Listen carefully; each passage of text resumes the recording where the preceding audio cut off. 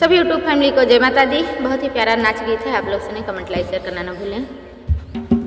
सड़की कले कतवा, सड़की कले कतवा, गई बाबूजी सड़की कले